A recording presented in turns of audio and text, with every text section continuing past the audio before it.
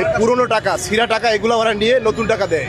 কিন্তু আজকে এসে এখানে একটা ভিন্ন চিত্র দেখলাম, সেটি হলো এই পুরনো টাকার ব্যবসা শুধু নাম, অথচ আসল ব্যবসাটা হলো ওরা নতুন টাকা ব্যাংক থেকে এসে 1000 টাকা ওরা সাধারণ মানুষের কাছ থেকে 700 টাকা পর্যন্ত, মানে 500 টাকা পর্যন্ত বেনিফিট করে। 400 টাকা, অর্থাৎ গরিব মানুষ তারা মনে করে ঈদের সময় বাড়িতে গিয়ে আমরা গরিবের হাতে অথবা আমার ছেলের হাতে, আমার মায়ের হাতে 100 টাকাটা নোট দেবো।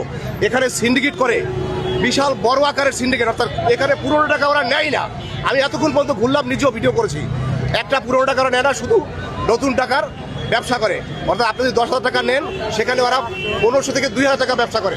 সুতরাং এই ব্যবসার সিন্ডিকেটটা আমি বাংলাদেশ ব্যাংকিং সেক্টরে যারা আছেন এবং অর্থ মন্ত্রণালয়ের সাথে জড়িত যারা আছেন, এই ব্যবসা থেকে যারা নতুন গভর্নর এসেছে, এই ব্যবসা যদি উল্টো না করেন, তাহলে সাধারণ মানুষ যারা খেটে খাওয়া দিনমজুর ঈদের সময় বাড়ি যায়, তাদের জন্য অনেক বড় রকমের ক্ষতি এটা। অর্থাৎ তারা যে মোটা অঙ্কের টাকা নিচ্ছে, মানুষ তো বোঝে না, নতুন টাকা দেখলে নিতে যাচ্ছে। সুতরাং আপনাদের কাছে বিনয়ের সাথে অনুরোধ করবো, যারা ইউটিউবার আছেন, যারা ভিডিও চ্যানেল আছেন এবং সাংবাদিকরা আছেন, আপনার প্রত্যেকের কাছে অনুরোধ, এই যে অবৈধ সিন্ডিকেট এটাকে যদি উড্ড না করে, তাহলে সাধারণ গরিবের মারাত্মক ক্ষতি হয়ে যাবে। আমার এই টাকাটি কেন চলে না? অর্থাৎ আমরা আগে দেখছি 10 টুকরা 12 টুকরা হলেও সেই টাকা গুলিস্তান চলতো, এখন কোনো টাকায় তারা নিচ্ছে না। আমি অনেক চেষ্টা করেছি, বলছে না এগুলো আমরা নেই না।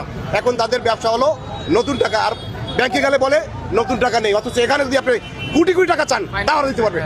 এই টাকা কোত্থেকে আসে?